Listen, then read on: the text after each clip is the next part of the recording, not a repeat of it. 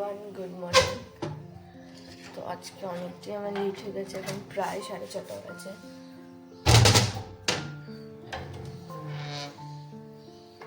আর কিছু করার নেই।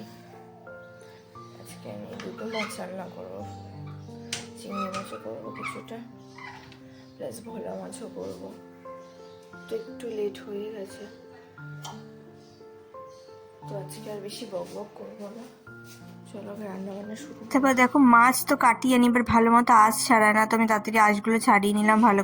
তো এখানে ভোলা মাছটা ম্যারিনেট করে রেখেছি, এখানে চিংড়ি মাছ আছে, আর এখানে আমি সবজি কেটে নিয়েছি। টমেটো, এই টমেটোটা দেবো হচ্ছে গিয়ে ভেন্ডির তরকারিতে। এটা মাছে, এটা ভেন্ডিরই আলু, মাছের আলু পরে কাটবো। পেঁয়াজ, লঙ্কা, আর এই যে ভেন্ডি। চলো শুরু। তো দুই দিকে দুটো প্যান বসিয়ে দিয়েছি, একটাতে ভেন্ডির তরকারিটা বসাবো আর একটা মাছটা ভাজবো।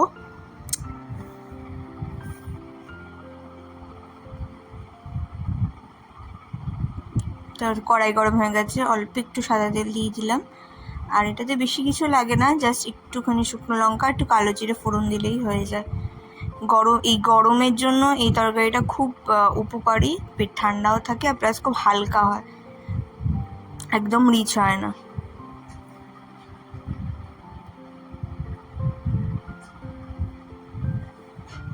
এবার কেটে রাখা পেঁয়াজটা দিয়ে দেবো। পেঁয়াজটা হালকা করে ভেজে তারপর টমেটো আর কাঁচা লঙ্কাটা দিয়ে দেবো। এটা বেশি কিছু লাগেই না, একদম সামান্য। তোমার বেশিরভাগ এটা সবজি দিয়ে হয়, সেরকম কোনো মশলাপাতি কিছুই লাগে না। এবার অল্প করে চিংড়ি মাছ দেবো। চিংড়ি মাছগুলো আলাদা করে ভাজার কোনো দরকার নেই, এর সাথে একটু ভেজে দিলেই এটা হয়ে যায়। এবার ঢেকে দিলাম, তারপর দিয়ে দিলাম হচ্ছে গিয়ে আলুটা। তার আগে আমি পেঁয়াজ টমেটো আর কাঁচা লঙ্কা তো দিয়ে দিয়েছিলাম। এখানে মাছটা ভাজতে দিয়েছি, আর মাছ ভাজতে আমার খুবই ভয় লাগে, কারণ জানি না সব মাছই ফাটে কেন, বুঝি না। তো আমি এই জন্য মাছ আমি ঢেকেই ভাজি। তারপর এখানে মাছের ঝোলটা বসাবো, তো সেম তেলেই একটুখানি কালো জিরে আর শুকনো লঙ্কা ফোড়ন দিলাম। তারপর দিয়ে দিলাম পেঁয়াজটা একদম কুচি কুচি করে কাটা। তারপর দিয়ে দেবো টমেটো। তো এটাকে একটুখানি নুন দিয়ে ঢেকে দেবো। কাঁচা লঙ্কাটাও দিয়ে দিলাম। এটা আমি কাঁচা লঙ্কার বেটে দিলাম না, এটা কাঁচা লঙ্কা আমি চিড়ে গোটাই দিয়ে দিয়েছি। তারপর ঢেকে দিলাম। আর এইদিকে আমার তরকারিটা কষানো হয়ে গেছে। কষানো মানে কি, পেঁয়াজ আর এই ভেন্ডি আর আলুটা একটু ভাজা ভাজা হয়ে গেলেই হয়ে যায়। তারপরে জল দিয়ে সামান্য নুন দিয়ে ভালো করে নেড়ে ঢেকে দেবো। এটা আস্তে আস্তে হোক, বেশিক্ষণ সময়ও লাগে না তরকারিটা হতে। দেখো কত সুন্দর লাগছে, আর বেশ কালারফুলও লাগছে, দেখতে তো ভালোই লাগছে। আর এখানে আমি ঝোল বানিয়ে নিয়েছিলাম, কষানো হয়ে গেছিলো জল দিয়ে। তারপরে ঝোলটা ফুটে গেলে আমি এর মধ্যে মাছ দুটো দিয়ে দেবো, ভেজে রাখা মাছ দুটো দিয়ে একটু মিশিয়ে নেবো ভালো করে। হালকা হাতে একটু নেড়ে দেবো যাতে মাছটা ভেঙে না যায়।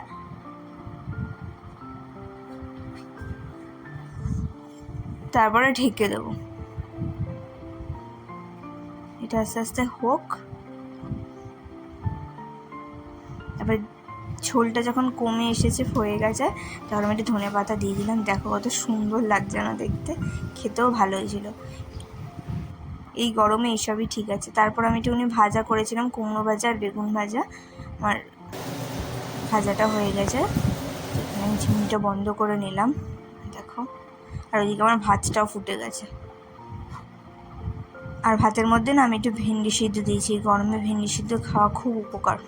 তারপরে রান্নাবান্না হয়ে গেছিলো। আমি এখানে জানালাটা খুলে দিয়ে কিচেনটা আবার ক্লিন করব, গ্যাস ফ্যাস ক্লিন করে নেবো ভালো মতো। রান্না হয়ে যাওয়ার পরে কিচেন ক্লিন করাটা আর এক ঝামেলার কাজ। কিচেনটা ক্লিন করতেও মিনিমাম ভালো মতো ক্লিন করতে তোমার 15 মিনিট সময় নিয়ে করতে হবে। গ্যাস পরিষ্কার করা, তারপরে যেখানে মশলাপাতিগুলো থাকে সেগুলো আশেপাশে পরিষ্কার করা, 2 দিন বাদে বাদে মশলার কৌটোগুলো ভালো করে মুছে নেওয়া, নাহলে না সব কিছু একদম তেল একটু আঠা আঠা টাইপের হয়ে যায়, বিকজ রান্নার সময় আমরা বারবার ধরে ওগুলো ইউজ করি। তো এইটা একটা খুব বড় কাজ, এটা হয়ে গেলে শান্তি। আমার বাসন টাসন মাজা হয়ে গেছে, আমি বাসনটা মেজে এখানে হয়ে গেছে আমার কিচেন ক্লিন। আর দেখো আজকে ও বিছানা তুলেছে, তাই জন্য কোনো পর্দা ফর্দা কিছুই খোলেনি, আর বালিশগুলোই কোনো রকম রেখেছে, তাই করেছে, এই ভাগ্য ভালো। তা আমার হাতে সময় ছিল, তাই জন্য আমি পর্দাগুলো খুলে দিলাম, দিয়ে বালিশটা অর্গানাইজ তাড়াতাড়ি করে নিচ্ছি, কারণ ও স্নানে গেছে। ও যদি এসে দেখে আমি আবার বালিশ অর্গানাইজ করছি, তাহলে বলবে আমি কেন করলাম, তাহলে আমার করারই দরকার নেই, তোর কিছুতেই হয় না। তাই জন্য আমি তাড়াতাড়ি করছি, তাহলে ও দেখতে না পায় আমি করেছি। ও পরে অত খেয়াল করবে না, বাট আমি করছি দেখলেই শুরু হয়ে যাবে। তাই জন্য আমার হাতে সময় ছিল বলেই করলাম, নাহলে আর করতাম না। তারপর আর ভিডিও করা হয়নি, আমি রেডি ফেডি হয়ে বেরিয়েও গেছি, কারণ আমার অনেকটা লেট হয়ে গেছিলো, কারণ আজকে অনেক জামা কাপড় ছিল যেগুলো ধুয়ে দেরি হয়ে গেছে। অফিসে ঢুকে গেলাম। তো আজকে যেহেতু রামনবমী ছিল, তো আমাদের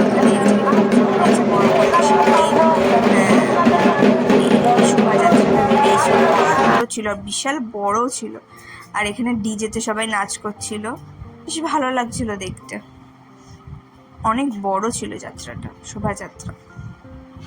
তোমাদের প্যান্ডেলটা আমি দেখাবো যেখানে পুজোটা হয়েছে, ওই দেখো এইখানেই পুজোটা হয়েছিল।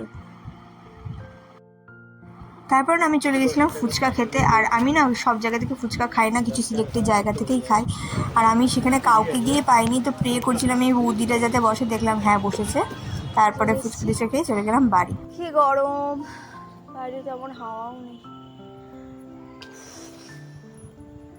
উনি তার জরুরি কাজকর্ম করে নিক, তাড়াতাড়ি কর,